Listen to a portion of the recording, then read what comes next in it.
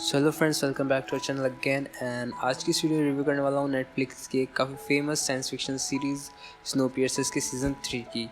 And अगर आप इस चैनल पे नए हैं तो आपको बता दूँ, इस चैनल पे आपको हॉलीवुड से रिलेटेड कंटेंट देखने को मिलेगा। And if this sounds good for you so आप इस चैनल को सब्सक्राइब कर सकते हैं। So without wasting any time video को शुरू करते हैं।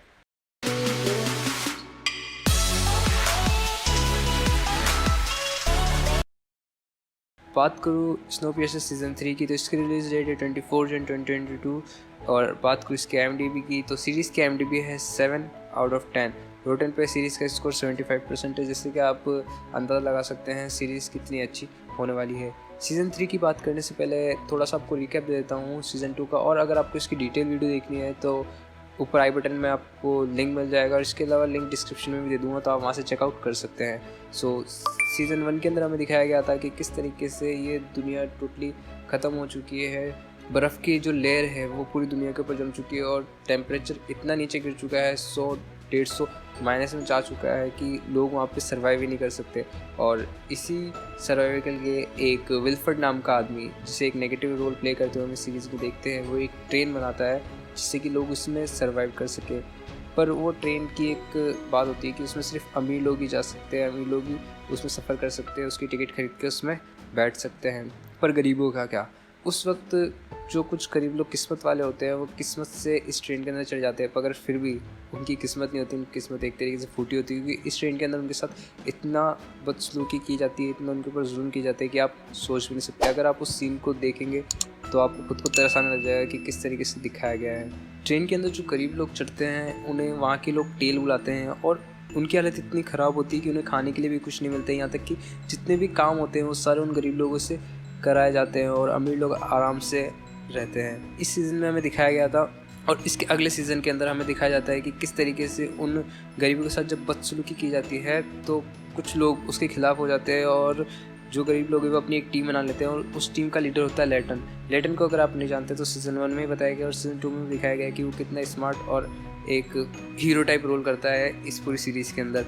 अब लेटन लीडर बनने के साथ साथ ही इस ट्रेन के अंदर पूरी तरीके से कब्जा कर लेता है, पर इस ट्रेन में कब्जा करना इतना आसान नहीं होता। उसकी स्टोरी पूरी सीज़न 2 के अंदर दिखाई गई है, क्योंकि इस ट्रेन के अंदर जितने भी डब्बे होते हैं, ट्रेन के जो बॉक्सेस होते हैं 1000 प्लस होते हैं। अब आप सोच सकते हैं कि किस तरीके से वो जितने भी जो गरीब लोग हैं वो किस तरीके से इस ट्रेन के ऊपर कब्जा करते हैं। इस सीज़न के एंड के अंदर हमें दिखाया जाता है कि किस तरीके से जो विल्फर्ड है, विल्फर्ड का आखिर क्या हुआ। विल्फर्ड ने ट्रेन बनाई थी, पर आखिर उसका हुआ क्या?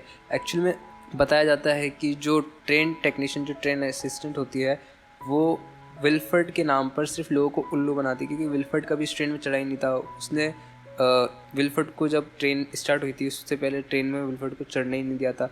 पर अब विल्फर्ड का क्या? विल्फर्ड एक्चुअली स्मार्ट होता है, और वो इसी चक्कर में एक छोटी ट्रेन, एक इमरजेंसी ट्रेन जो होती है वो बना के रखता है अपने लिए, और इसी इमरजेंसी ट्रेन से वो एंटर करता है सीज़न 2 के अंदर इस ट्रेन पर कब्जा करने के लिए। और सीज़न के एंडिंग में हमें दिखाया जाता है कि वो इस ट्रेन पर कब्जा करने के लिए आ भी जाता है, पर वो क्या कर पाता है ये आपको सीज़न 2 देखने के बाद पता चलेगा। अब हम आते हैं अपनी सीज़न 3 की स्टोरी पे। सो सीज़न 3 की स्टोरी में दिखाया गया है कि किस तरीके से उन लोगों को पता चलता है कि जो पूरी धरती है उसमें कुछ जगह ऐसी भी है जहाँ पर बर्फ़ पिघलने लगी है, जहाँ का जो टेम्परेचर है वो लोगों के रहने के हिसाब से है, लोगों के रहने के लायक है। उस जगह का नाम होता है हॉर्न ऑफ अफ्रीका।